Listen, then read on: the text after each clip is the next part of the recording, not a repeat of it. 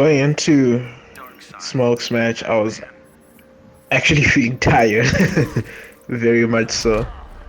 I've had exams this week, and I was like just so tired. Had so many sleepless nights studying and stuff.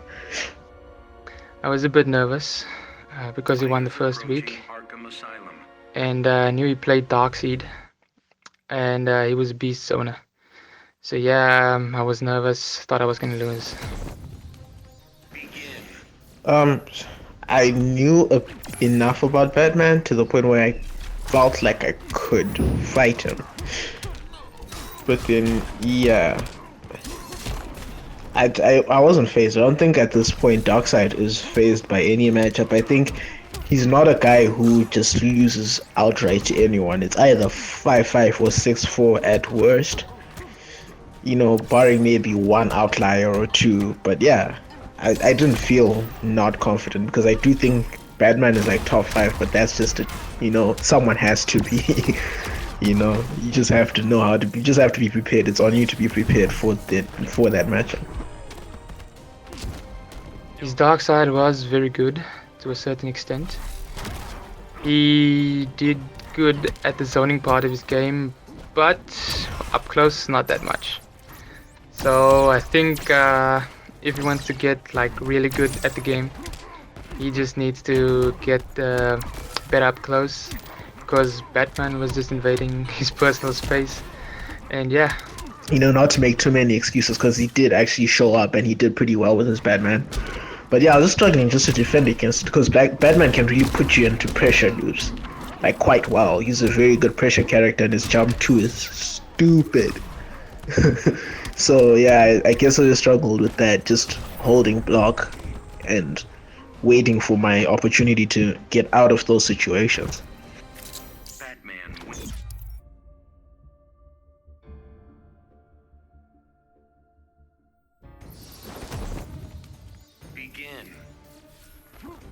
So I saw in the previous matches he likes to do the air teleport and then do the stomp thing of Darkseid.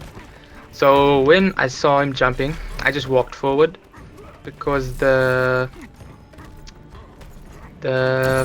Omega beams in the air and on the ground aren't so fast, so it's reactable. So when he shot me with the Mega Beams, I just walked forward, and when he shot, then I just blocked backwards. So when I saw him teleport and I had my trait active, I just let my trait go on him, and yeah, punish every time. The main focus was just to keep him out. Once again, Darkseid is really good at keeping him out, and in hindsight, now that I know, I know on any other day when I'm more practiced and rested, I would have realized that staying mobile really messes up his pressure. Like more grounded teleports instead of air teleports, because I can be a bit predictable with those now, which I'm really trying to. That's really what I'm trying to work on lately. I think I was struggling against the zoning. But yeah, I think I did pretty good against his zoning, and that's basically all that I was struggling with the Batman matchup.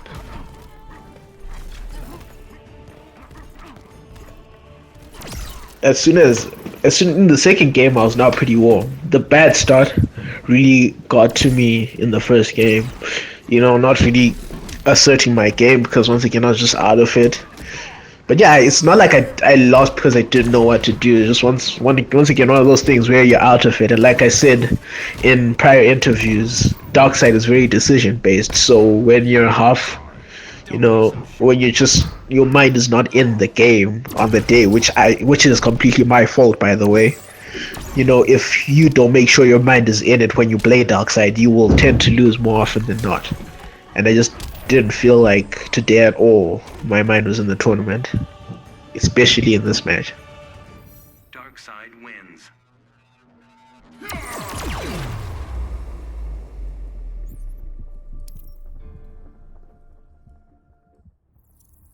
So I changed from Batman to Black Adam because I just wanted to see how Batman does in the matchup because I'm a very impatient player.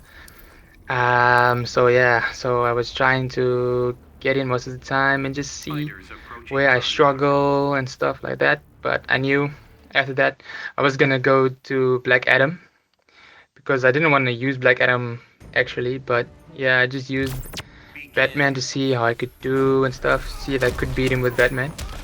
But yeah, Black Adam was my pick if I lost. And yeah, I did lose, so yeah. But I knew once I go to Black Adam, yeah, it's game. When he changed character, I was very confident against his Black Adam.